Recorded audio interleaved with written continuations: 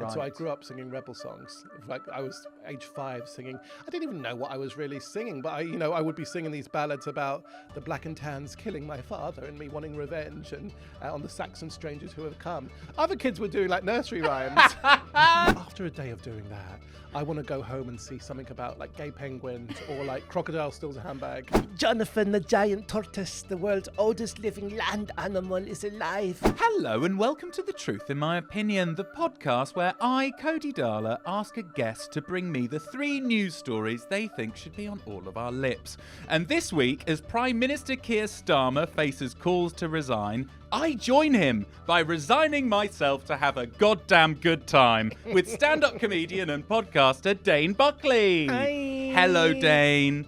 Thank you for having me. Oh, bless you. Thank you so much for coming in. Oh, I love it. I Yes. assume you've been glued to your phone screen trying to work out who the latest junior minister you've never heard of is, who's resigned from the government. I am not massively into politics, which is weird because, like, as the self-described world's only Irish Indian gay comedian, possibly, I am an act of politics. But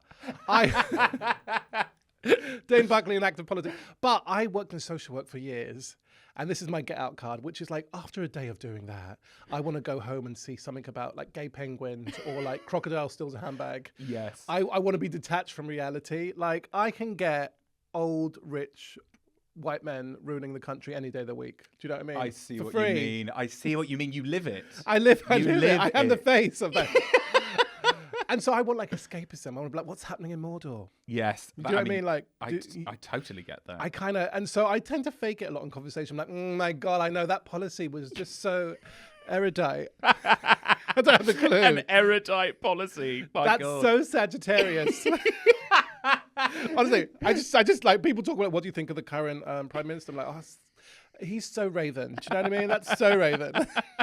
I honestly feel like that would make more sense of what's If going it's on. bad enough, I'll hear about it. Do you know what I mean? See. Yeah. If the ship's going down, if the zombie apocalypse is coming, which it is. Yes. I live in Kent. I can tell you that's where they're doing the workshops. Oh my God. Yes, so I mean, you've already said that you are the probably the world's only Irish Indian gay comedian. Yeah. So I Hopefully. mean, hopefully, and you live in Kent. So Oh my God, yeah. What the hell is that like? I'm not from there. I've got teeth and dreams. I just want to say that. I feel like that's even worse. If you're not from there, what are you doing in Kent? Well, I live in Medway, and Kent is allegedly the Garden of England, and Medway, every garden needs an outhouse, is what I would say.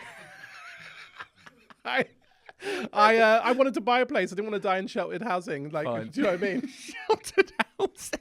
I didn't want to rent half of a bed in my life. I wanted to be able to buy a place. Didn't realise the tradition in Kent. Didn't realise there's a wonderful tradition of racism, which is nice. And fantastic. my first week, I was in a second-hand shop and I heard this man say, "This place is full of too many foreigners." And I thought, oh, here we go. I'll have to have a fight with it. And it went, "Londoners coming here, taking over." And I was like, oh my God, thank God. Thank God he's coming for Londoners. That's how racist people are in Kent, that London is a foreign country to them. My God, I mean, it we're gets doomed. a bad name, and for good reason. I'm sure I mean, you know, it's fine. It's nice. It's fine. Dane, you are doing your debut Edinburgh Fringe show called Darling. Yeah, that's right, yeah. What is it about? It was my first show, so your first show is like how it all began, your origin story. Do you know, like your DC villain origin story. And I am like a chubby mixed race man from a council estate in northwest London. So it's about my origins and also the women who raised me, like my gorgeous Irish mum who's so funny. People think I'm making her up. Like, I don't need to write her. The gods gave me her. I mean, she's a fiery Celtic woman that could take on the might of Rome, but also believes black sesame oil could have stopped COVID. Sorry, Mum, I said it on camera. She's one of those. It's about my Indian nan, who was a really strong matriarch. Bit of a low key bitch. Sorry, Nan, wherever you are. She's a Tory, so I think she'd be more likely to be. Oh my God, these are two, I hope you won't be offended, these are two extreme stereotypes. Absolutely. Fiery Irish woman and conservative Indian grandma. Exactly that. My God. Yeah. But she also was a darling. Like, she would get up at 2 a.m. to make me emergency samosas because I lost a Madonna dance off at school to some bitch who had access to ribbons where I didn't. You know what I mean? So my sisters and just social icons who helped raise me. Madonna, the woman from the Scottish Widow advert, all the people that were. But yeah, the women that kind of raised me. And I found a lot of my stories are about those characters. So yes, that's what it's about. Oh, that's amazing. And where is it? Where are you performing it? And what Pleasance, time? Bunker 1, 6 o'clock every day in August, apart from the 17th. Fantastic. Day of rest. Okay, the day of rest. Yeah, I'm really, really excited. The famous day of rest. Yeah. Okay. You used to work in the social care sector. Yeah. And you talk about that in the show. Yeah, I do. Yeah, well, I used to work in child protection. God. And then I moved over to older people's services because they're just funner. Do you know what I mean? Yeah, easier to control. I want to talk about a hip and an old wartime ballad, maybe a sticky toffee pudding. I've done my years with young people in gang systems. My God, that sounds so intense. What made you go into that? Just trauma. Fine. I don't Say know, no more. really. I mean, I was always just good with people, and I think I was always doing bits as a comedian before I wanted to be a comedian. I was like, oh well, that happened. What about this? A, B, and C, and they, trying to get a laugh of someone in a bad situation. Difficult to do when you're working with the elderly, because if Bridget has 3 months left to live, you're like, well, listen. At least you don't have to worry about getting into that power suit anymore, Bridget. Do you know what I mean? But I think people that work in social care have really dark humour, like nurses. Yes. Or use humour in that way. And my pensioners were telling me, I used to run a day centre for Irish pensioners at the London Irish Centre. Oh my God. 200 older traditional religious pensioners. And I was initially a wee bit nervous. And day one, Mary Murphy, 89, walked into my office and she said, Dane, we don't care who you choose to love. And I thought, oh, that's nice. As long as you don't fall in love with a Protestant. And I said, Mary, don't be silly, times have changed. She said, no, Dan, we won't stand for that. And if you do, make sure you're the top. For Ireland. That's amazing. Wow, what's progressive bigotry? Yeah. Which is the name of my new fragrance.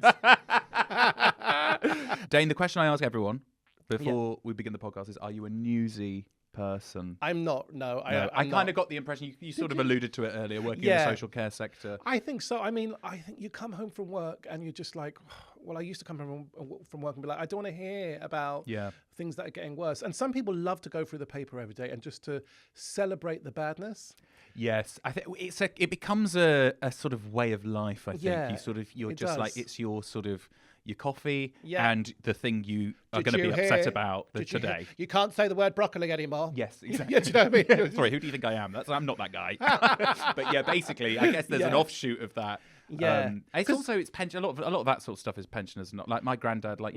It's like, oh, I've got the whole day stretching ahead. I've got nothing to do. Maybe I'll just get furious, and maybe time will pass. I think I can't not say anything. Like I worked in asylum support for a long, long time, so I know a lot about the system. So I have the monologue in me when people come for immigrants. I have the stats and what they contribute towards society versus what Indigenous A1 white British people in the area of Kent I work. But the thing is, then I open that. And it's not fun. Yes. When I'm tackling a woman at a bus stop being like, I think you'll find what migrants contribute is A, B, and C, Phyllis. And so I can't do the grey area. I can do black or white. I can be like, keep eyes down, just worry about Kate Bush and oat milk. That's all you need to think about. Yes. Or I'm like, are we going to do it? Or it's assault. Are we going to do it? Yes. Yeah. Because, at the time when I worked for social services, I think we were 68% people from an ethnic background or from an immigrant background. And the service users we were working with were like 98 white British born in the region. Really? I used to love that stat. That's a fantastic stat. I used to love that stat. I'd go around the bus stops and be like, excuse me, I haven't got the time, but listen to this. Do my little bits. Just telling anyone who'd listen. Yeah. Yeah, that's or brilliant. Even things like a girl once said to me in the office, what's that kicking off about Ireland? I said, which island, my do you mean Ireland? And she had no idea about the history. I said, well, it was your lot. It was your lot, colonizer. It was you.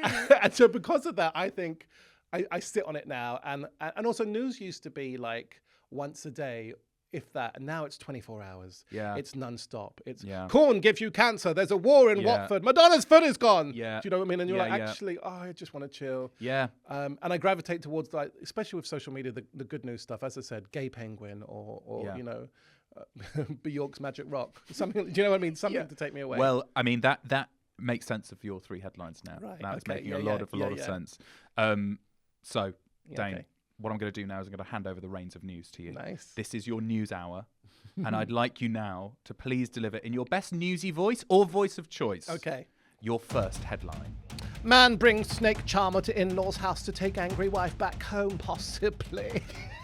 Don't be absurd. Possibly. Fantastic. I mean, a headline. That's a podcast first. And what a headline. Man brings a snake charmer to his wife's family's home to try and get his wife back. Gorgeous work. Brilliant. And Gorgeous this work. is you've kind of themed your headline. So Yes, this is I did. This is your Indian. This is the Desi headline. Yes, Yeah, exactly. This is your Indian headline. Yeah. Do you want to tell us about it? What Yes. the hell has happened here? So basically, in Pakistan, a man brought a snake charmer. You know the snake charming tradition that Yes. is big in Desi culture. As I think a nod to humour, being Yes. like, I can't work with what we've got dark forces present here. I'm going to bring in a snake charmer with the whole flute and sing outside your house. We don't know the outcome. This is really annoying. I've been on forums. I've looked at everything. We don't know the outcome. And the internet has gone wild to be like, this was genius. This was very clever. This was passive aggressive, actually. No one's seen him since. What's the full story? So I was just obsessed with the idea because I think this would work on me. I would see the humour. Like, yes. I'd be like, oh my God, is that snake charmer for me? He's saying I'm what, like an evil Nagini reptilious creature. Fair, you've done a bit. You've done some research. You think it would work? It would work. There's something very gay coded about snake charming, though, isn't it? And snakes, indeed. Like, sorry, what? I'm in a bad mood. What's going to make me happy? A man with a big instrument is going to play an absolute banger. I was going to attack you, but now this beat. Are you hearing this, Gladys? This beat. I think it's so gay and camp to me, and I love that tradition. So I can't help but think if the parents are in the house, they'd be like, look at him. He's a funny lad, isn't he? Yeah, Look at him. I mean, I imagine that would make the situation a lot worse if the parents were probably enjoying it, and she was like, "This is." I no, love the idea that no. all the aunties come out and were dancing along. You're right, she is a bitch. Also, this is a very progressive, Dane, because your Indian headline is actually Pakistani. Yes, Very that's why I nice. went Desi. Yes, Yeah. yes. Yeah. I I slightly corrected you. yeah, you did. I'm sorry, I didn't understand. We all look alike to you, don't we? You know. Yeah, they're all the same. They're all the same. Have you seen the video? Yeah, of course I have. Have you seen the husband just sort of stood behind him? I think this is the problem because he's gone to the effort of a snake charmer. The snake charmer's doing his business as you'd expect, and he's just sort of hanging around behind the back of him, just with like his hands in his pocket, just occasionally looking in the front door, seeing if she has appeared. He has used up all his wit and charm in that. He's like, Yes. but I am done. Okay, I got the magic man for tunage. Why would the wife not come? Like his friend said to him, do you know what would be a great idea? I think get the old snake charmer, see what happens. And he's gone along with it and he hasn't thought this fully through. Snake charmer. Also, I love the fact that it was like he's done this and it's almost there was a crowd that gathered. Yeah. So it's like, a real domestic. He's got the snake charmer, and then suddenly there is literally punters just being like, "Oh, what's going on here?" Drawing more attention to the fact that his wife is furious with him. I see why this. I mean, like you say, maybe it succeeded, maybe it hasn't, but I could really see why it wouldn't. I also think in this time, like there's something about it's progressive in a way. Sometimes in some parts of Desi culture, the relationship towards women isn't perfect, isn't great in how that's very delicately worded, but like, and how women can be treated in that part of the world. Yeah. So I like in a way that he was like, no, be solution focused, be a bit more modern. Let me get the snake charmer out. I can't deal with these dark forces. We need the magic man to try and tempt her. Did he bring a basket, perhaps? Do you know what I mean? Now, it's like he's stuck in the sort of 7th century progressive side. Yeah. I mean, I wonder what because also she could have went the other way, be like, I want that snake's head. I'm going to make it into a handbag, a clutch purse, possibly shoes. Do you know what I mean? Like him and that snake. Yeah, it's true. Actually, the more you're talking about it, the more I'm like, maybe this was a good idea. They often use a good idea. cobras. It didn't say if it was a cobra. They often use cobra, one of the deadliest. Did you see the other clip that went viral this week where a man rescued a cobra, gave it some water, it got back to health, and then attacked him? And he was so shocked, and we're like, hun, like... The clue is in the form. I know, You can't look at a cobra and be like, how cute. I know. I mean, it's like the stupid Americans that are like, oh, did you hear about the woman that got her face ripped off by a chimpanzee? You're like, oh, where, what, in the jungle? No, in her living room. Yeah. Like, why does she have a chip? Like, people need to lose this idea that you can tame a wild animal. 100%. You can't do it. I mean, a fucking domestic cat still attack you. Yeah, exactly. It's hilarious, isn't it? outrageous. They're like, it's her pet crocodile hurt her.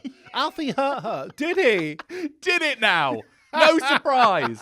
Do you know that urban legend about, and everyone you meet is like, no, it happened to my friend's neighbour's husband's dog, but about the woman that was in her bed and she had a pet snake and the snake would lay alongside her. Oh, And yes. she went to the vet and the vet said it's sizing you up to see if you're dinner or not. Yes. And I was like, hun, that night, that would be a curry. Yeah. I'd get rid of it. It'd be a curry or a clutch bag. Or a clutch Maybe bag, a of clutch course. bag curry. I'm fascinated by the idea that this snake charming thing would work on you. Have you had any out of the box type reconciliations with your relationships? You could argue many of my lovers have used the snake charming tactic. This really would work on me. I like the dark humor of it. I think that's funny. If I can see the fun, humor is so attractive. It can bring a 5 to a 7, kind of. It definitely can. They can bring, and likewise, someone that looks like a model. If he's like absolutely dry and no humor, I'm like, and no, now you're dead to me. You're like the last chicken in the shop. That's not going to work. So this kind of humor, I think, would be like, I'd be like, that's a bit of me. Okay, I can get behind that. What's my version back? I wonder. Do you know what I mean? Yeah. Like, What would be your version back? Hire a horse whisperer. I don't know. Just keep going. Just keep going with the animal theme. Exactly. Has any previous partners done anything like this? Any snake charming? Any snake charming? Listen, can I say some communities? I don't think so. I have had like partners who weren't traditionally funny, and other people wouldn't have known they were funny. Okay. Shout out to the one who's a human rights barrister. Okay. But behind closed doors, he was so funny. He'd do little characters. He'd do these little dances. He used to do this little kind of sexy dance that was hilarious, but no one else would see it. And it's always like, it's a double-edged sword, isn't it? Because I'm telling people you're funny. I'm trying to sell you to them. Yeah. And you not being funny is making me look like I don't have a sense of humor. I told them you look good in some lighting and that you're sometimes funny when the moon is full and you're not showing it. But I also love that it was saved for me. Do you know what I mean? That's nice. Yeah. That little private Well, that's humor. where this guy has failed, I think. If it was a private snake charmer, maybe it would have worked some magic. Private snake charmer. It was the fact that there was a fucking huge crowd that gathered and were like, wow. Yeah, but then you've also got the social pressure to give in. Maybe she was like, oh, listen, there's a disco now. It's true. It's true. It. You might be right. I mean, the answer is we simply don't know. No. We simply don't know if this has worked. This article, they've dug around as well. You've I dug loved around on it, Reddit. in a world where it's a great where story. Armageddon is happening, man brings snake charmer to wife's family's home to get her back. Sold. Dane, thank you so much for your first headline. That's welcome. It was brilliant. A bit of light. Let in the dark. BBC know I am available. News correspondent on the ground. Okay, Dane, thank you so much for your first headline. If you could please now deliver in an equally entertaining voice your second headline. Poll fans, more than 60% of Irish people would vote for a united Ireland. Isn't that beautiful? That's quaint. That's ideal. I love how you went with the Irish headline in a Southern Belle accent. Yes. I love that. Well, I'm saving Thatcher for later, and I thought, of all the headlines, I don't want her getting on my Irish one. So this is the headline that comes into the Irish section of my heritage. Yes, here it is. Here's the Irish section of your heritage. A poll, 60% of Irish people want a united Ireland. Yeah, in both the North and the Republic. Yes. Very interesting. Yeah, and I think it was something like 73% then off the North also said they'd favour being back in Europe. Yes. Surprise, surprise, no shit. Yeah, I love this story. Let's go through the numbers. Yeah. So, like you say, there was actually my favourite part of the story is that do you know the people who did this poll? No. It's called the European Movement Ireland's Island of Ireland EU poll.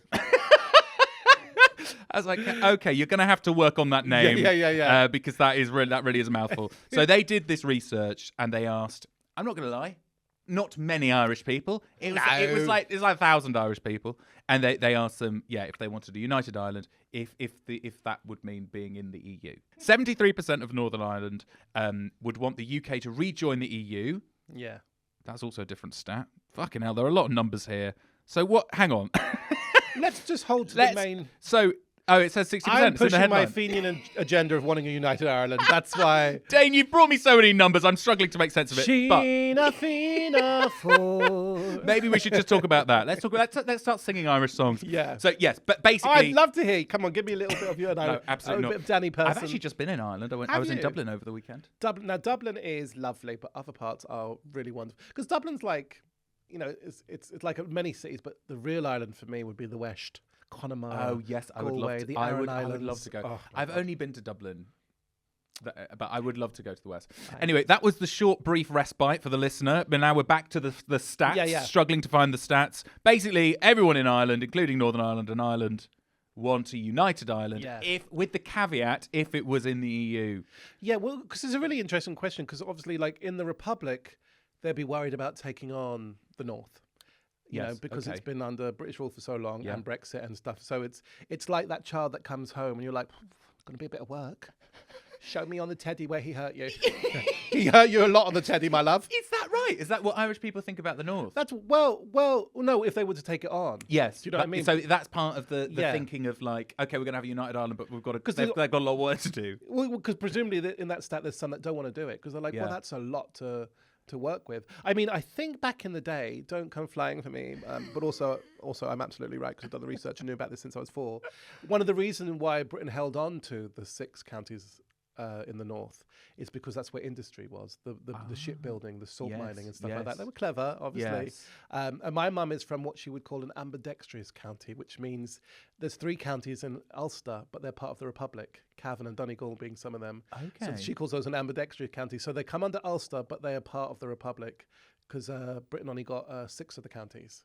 So it's so interesting. Okay. Yeah. So hang on. So the counties your mum's from is Cavan. Cavan. Yeah. But that is part of the Republic of Ireland. Yeah, because Ireland is made up of provinces like Ulster, Connacht, Munster, Leinster. They're the 4 provinces. Okay. And it's not clean cut that Britain got Ulster. They got 6 counties off the 9. I see. I don't know why, but yeah. Okay, so there's Yeah. a bit of Ulster that is in Ireland and a bit of Ulster that's in Northern Ireland. And they'd be called. My mum calls them ambidextrous. I see. Well, I mean, this is sort of like you mentioned earlier, like how little people, but like English people know about Irish history. I am one of them. I really know very little. I've bought a load of books recently about it because I'm like, this really is a topic that keeps coming up, and I really should know about it. I think because it is. I think it's the oldest and one of the most troublesome colonies of the British Empire. Totally. Even though it's the smallest country and the closest country to it, historically it's just been one of the longest battles. But yeah, it's basically Tino Shade, but your ancestors started shit. And we put up a fight. Rebellion is in our blood. But yeah. It's difficult when people are like, what's happening with the Troubles? I was like, your lot? That's like someone came in the house, threw the food on the floor from the kitchen table, punched the dog, left, and be like, why are you lot not getting on? Yeah. Why are you kicking off? Yeah. I mean, listen, I'm summarizing it massively. No, hey, listen, I don't think anyone who listens to this podcast Yeah. is a big fan of the Empire, so they'll be loving it. Could you imagine? We'll get letters. I think there was a time where I see Ireland doesn't have an Independence Day. We have St. Patrick's Day, but we don't have an Independence Day because we're not fully there yet. Yeah, the island how of Ireland is not interesting. united yet. And I think also back in the day they were worried about troubles happening and stuff like that. Yeah. I will say some of the other communities have the 12th of July. But I guess I am political for Ireland. You are political. So why have you brought this story? I'm guessing there's a heavy your family. Yeah, obviously I was Irish, singing- but what's the family view? What's the Buckley view? When you're from a border county, which my mum is, and I think they have an inclination to be quite patriotic towards a free Ireland.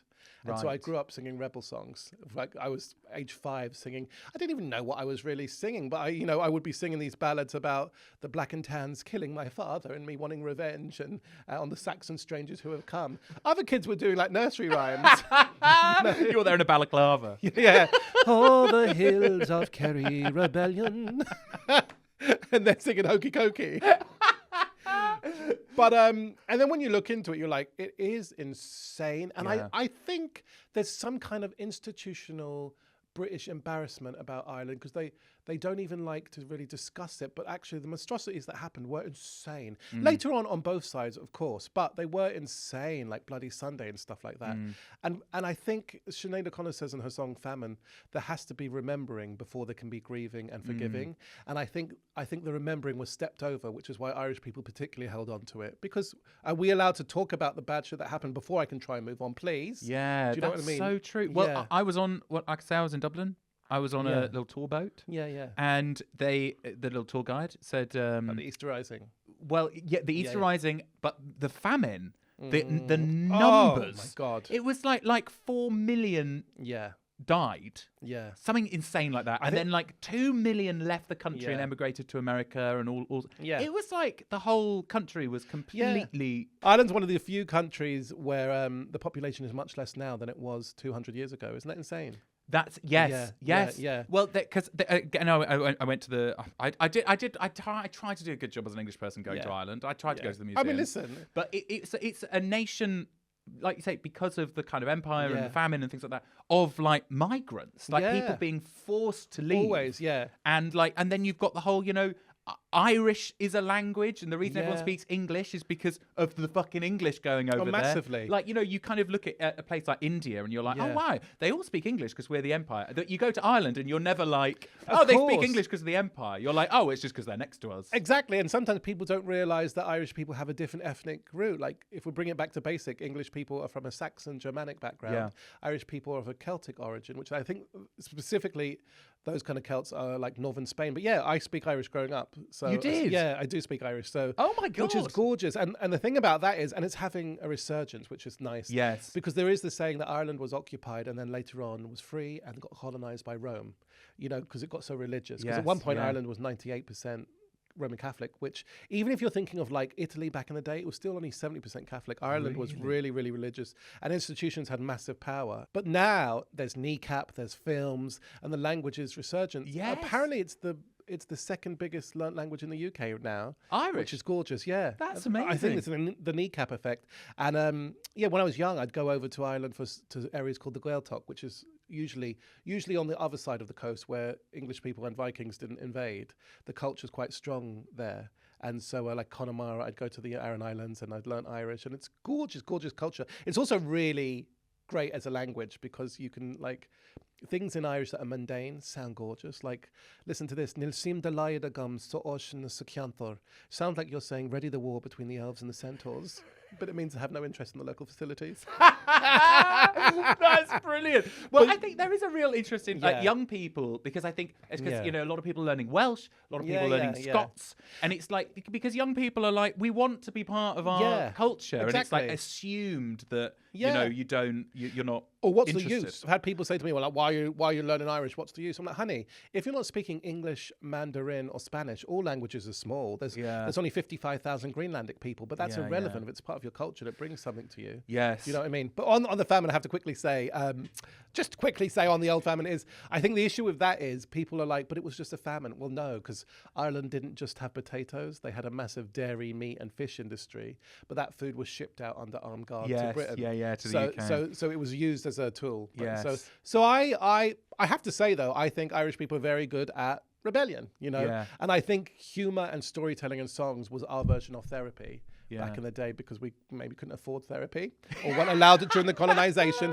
And I think there is a theme of Irish people that are really, really good at that, but it wakes something in me, and I would love the idea of a united Ireland at some point. And this is a special time because previously the kind of Protestant community in Ireland were very patriotic towards their British roots. Yeah. Because often they would descend from the people who invaded. But now there's a time, there's a shift now where Protestant people are also like, we could be an independent Ireland. Totally. Terms would have to be agreed on both sides, but actually we could be our own thing. And this adds to the bigger argument of, which I'm coining, copyright, Kexit, the Celtic exit, because Scotland... want independence. Yes, Ireland are looking at stuff Wales is looking at stuff in the Parliament this week about getting more. And gosh, that would be so interesting, a united kingdom without the Celtic countries, wouldn't it? It would. Well, this is what surprised me about this article, because, and again, it's just because we don't talk about it enough in England. I'm just like, well, everyone in Northern Ireland doesn't want a united Ireland. Like, that's crazy. Yeah. But like, the vast majority of them want it. The caveat is that there is an EU framing. So you should say that there is a caveat. But yes, and I think this is kind of, again, it just goes to show like the limitations of our kind of media coverage in the UK, which is like there are these kind of narratives that people don't get on that persist. Whereas actually something like this, you're like, no, I think people are kind of want to be inclusive and they want to get along and they want a better life, and it's all wrapped up in just everyone getting along in harmony. Course. And there will be conditions for that, but like I said, my ex was a human rights barrister and from Ireland, and also I remember him showing me like the difference in the news being reported of what would be reported in Britain about Ireland, and it's so interesting. It just shows one particular side, which is why I grew up with all these stories about terrible things that happened with the IRA, of course. Yeah. But you would never hear on the other side, Yeah, which we knew interesting. about because we had family in Ireland. Be like, sorry, are we talking about what the British soldiers just did on Sunday? Yeah. You know, so it's interesting, isn't it? Amazing. Because it comes down to there's always three sides to a story: his side, her side, and the truth. Yes. And there's Yeah, something between. yeah. And we have to sometimes wake up and be like, this is an agenda being pushed. I see that all the time with asylum. You know. Oh, of course, of course. Yeah. Yeah. I mean, let's not get onto that. No, But yeah, you're no. absolutely right. Yeah. Dane, what a fascinating headline. I guess I can do politics. You Look can at do me. very political headline. Thank you so much. Could you please now deliver your third and final headline? Jonathan, the giant tortoise, the world's oldest living land animal, is alive after getting caught up in alleged crypto scam. Let's just say crypto scam again in an Icelandic accent. Crypto scam sounds like something that is Icelandic. Yeah. Like, it sounds like a thing. So this story Jonathan- is mental. Mental. Jonathan, 193, Seychelles, profession, giant tortoise. Allegedly, sounds like a Tinder profile. I've seen that Hinge profile. Allegedly had died. And people were mourning. An account on X of his alleged vet was sending messages and telling people about the passing, and then set up a donation via crypto. People were sending a donation, and then the real vet spoke up and said, I don't have an X account. This is a lie. This is a hoax. This is a scam. Newsflash, he's alive. Oh my Yeah. god! It's an insane story. It goes to show that even the oldest living land animal, which is what Jonathan the Seychelles tortoise is, can still be. This is a colliding of current. old versus new. Yeah. Crypto scam versus News the just oldest. in. Yeah, Yeah. it's absolutely mental. Yeah, you're right. This guy called. What was the vet called? The vet was called something. Joe Hollins. Yeah. And this account on X at Joe Hollins vet. Yeah. Set up this donation. I'm sorry, he's died. And then what started the kind of questions was the person who. So this is in St Helena, Atlantic Island. The governor of that was like, hang on a second. Joe Hollins doesn't have an X account. And then Joe Hollins, real vet, on Facebook, got a screenshot of it and was like, this isn't me. Yeah. This is a scam. Isn't that crazy? It's nuts. Crazy. I can't. And Jonathan is alive. And he's alive. He's literally alive. The governor went round the back and was like, Double checked on him. Because he like, lives he's with there. three other tortoises He who does. have hilarious names like Emma and stuff. I love when an animal has Emma, a norm- David, and Frederick. What a house share. That's the Big Brother I want to watch. It's so good. It's so good. I just love it. I ran the dinner. Jonathan heard you died. You got 1.5. I don't know why she's cocking and checking her nails. Heard you died, Jonathan. You got 1.5 million in donations. What'd you say to that? Jonathan, I thought you were dead. And also, I love the distribution of land, longest living land. I know. Do they have a meet with the longest living sea and air and earth creatures? I mean, then? it's hard. I wonder if we have one of those because so the thing is. Well, there'll be isn't there like a Greenlandic shark that's hundreds of years old? Or Yes, something? but I mean, I guess there's the added element of a tortoise can't fucking go anywhere, so it's quite easy to be like, okay. how old is he? I mean, they don't actually know, to be fair, but they no, think they're he's testing his 193. DNA. Yes, and that person they sent condolences. Yes, this was another twist in the tale because the real vet. This was when he was posting on Facebook. Yeah. He was like, "This is getting out of hand. The person who is currently testing Jonathan the tortoise's DNA has sent me condolences." I mean, it's getting out. It's completely out of control. And the things Jonathan would have seen in his lifetime. He would have been alive for Madonna's first album. He would have been famously. Well, there's actually I actually have a list. Oh, okay. I have a list of things that he saw because it was in the article. So Jonathan has seen 8 British monarchs. I was pretending on your behalf that you didn't steal that from the list. Okay. Okay, I've been caught out. Thank you. Please pretend. 8 British monarchs. From William IV to Charles III. He witnessed the end of the Industrial Revolution. God. I mean, it says 2 world wars, but I mean, fucking obviously. But apparently, there were more than 40 wars between. I love the idea of 1852 him on and Russians. 1840. Well, These are powdered eggs. Powdered eggs for Jonathan. The rise and fall of Soviet communism. He's witnessed. Wow. Oh my God. And actually, I think Charles Darwin. Wow. Well, I'm a bit confused here because there's a bit of crossover. Because one of my favourite facts was Charles Darwin picked up a Galapagos tortoise. Yeah. Which have you seen the size of them? They're insane. They're huge. So he picked up a Galapagos tortoise when he was there. And do you know what year that tortoise died? No. 2009. Oh my God. Crazy. That's I forget what he was called. Do you know But basically, these fucking tortoises live forever. Sidebar. Do you know the story about when they were on those islands trying to bring the tortoises back, they kept eating them. Apparently they were delicious. They tried to put them in rum to preserve them and kept eating them. Isn't that insane? It's great. They fucking ate everything. God. Anything and everything. Another British scandal. Stop fucking eating everything. We're really out? We get the blame for everything, aren't they? Everything. Rightly so. My hair this morning. Colonization. But this story, this is the kind of thing that scroll, zombie apocalypse, things are getting bad, we're getting more racist. Oh my God, stop! Jonathan's dead. This is like David's dead. Yeah, because this feels like news of the parish. Yes. I'm not one to gossip, but did you hear about Jonathan? Dead. And then when they find out he's not dead, I was looking forward to that funeral. Sandwiches galore, triangular. It's so true. I mean, in a way, it really humanizes tortoises, doesn't it? Because this happens all the time. I recently saw my godfather, and he told me a story about how he used to play rugby. There was a rugby club, and he basically went for these drinks or whatever, like an annual reunion, and everyone was like.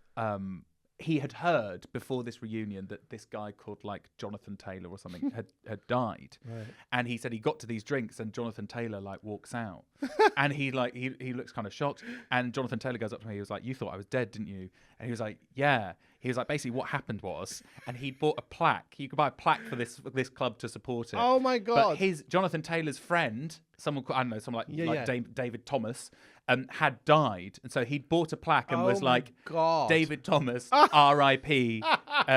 Jonathan Taylor. But everyone had just confused. They thought it was the other way around. Oh my God! Actually, I think they thought they were both dead. So basically, it's very easy to happen. He should have teased him and be like, "I died." It's scary here in purgatory. Did you hear about that story of? We did it on the podcast. I can't remember her name, but it was in Ireland where a woman died. She was buried. In an island, you bury quite quickly. You bury within 3 days, but she wasn't dead. She woke up.